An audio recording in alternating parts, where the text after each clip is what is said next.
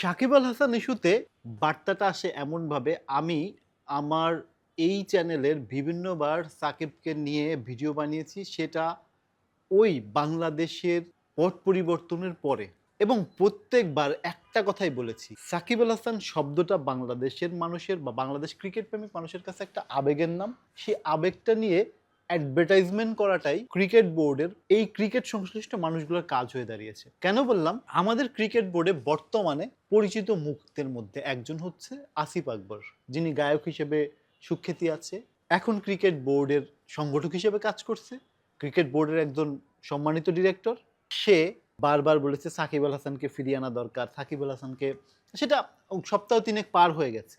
এবং সেই সাথে আপনারা দেখেছেন হয়তো খালেদ মহিউদ্দিন ভাইয়ের টক শোতে গিয়ে তামিম বড় না সাকিব বড় এই নিয়েও বিতর্ক হয়েছে, এই নিয়েও সে যুক্তি উপস্থাপন করার চেষ্টা করেছে। এবং সেই সাথে যুক্তি উপস্থাপনই না শুধু, আমরা তো সবাই জানি সাকিব আল হাসান বাংলাদেশ ক্রিকেট না বাংলাদেশের ক্রীড়া ইতিহাসের সেরা অ্যাথলেট, সে বিষয়ে তো কারো ডাউট নেই।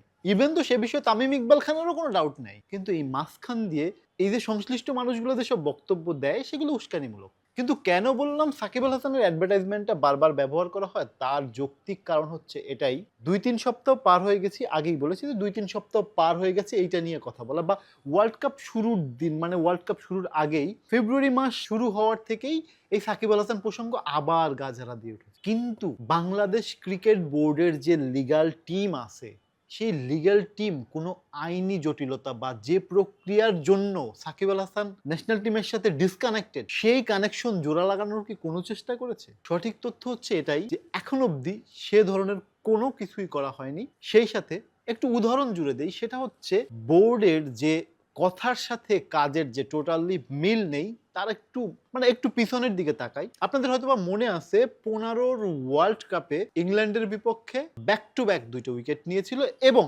অবিশ্বাস্য বাংলাদেশ ক্রিকেট ইতিহাসের একটা বড় জয় এনে দিয়েছিল রুবেল হোসেন ওই দিনকার ইংল্যান্ডের বিপক্ষে ওয়ার্ল্ড কাপে অস্ট্রেলিয়ার মাঠে। ইটস ইউজ, আমরা সবাই বিশ্বাস করি এবং ওইটা আমাদের গর্বের জায়গা। বা ওয়ার্ল্ড কাপ অ্যাডভার্টাইজমেন্ট বা বাংলাদেশের বিজ্ঞাপন করতে গেলে ওই ক্লিপটা আমরা বারবার দেখি। কিন্তু এর আগের গল্পটা তো আপনাদের সবারই জানা, কারণ আগের গল্পটা এমন ছিল যে রুবেল হোসেন কিন্তু একটা মামলায় ফেসে গেছে। সেখানে তৎকালীন বোর্ড রুবেল হোসেনকে যে ধরনের লিগ্যাল হেল্পটা করেছিল, সাকিব আল হাসানের বেলায় কি সেটা হচ্ছে?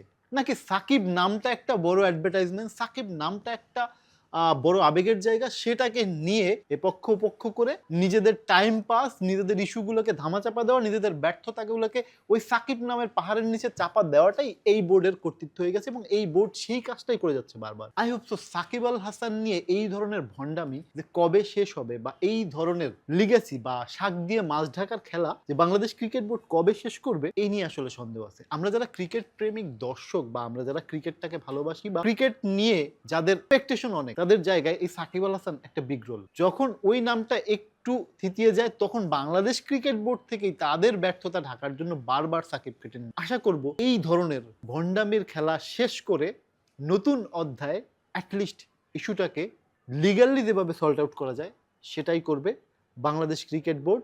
সেই সাথে বাংলাদেশের গভর্নমেন্টও সেখানে পারস্পরিক সহায়তা করবে, এই আশাটা আসলে ক্রিকেটের দর্শকরা সবাই করছে। হোপফুলি এটা খুব অদূর ভবিষ্যতেই আমরা এর রেজাল্ট পাবো, এই প্রত্যাশায় স্পোর্টস পোস্ট।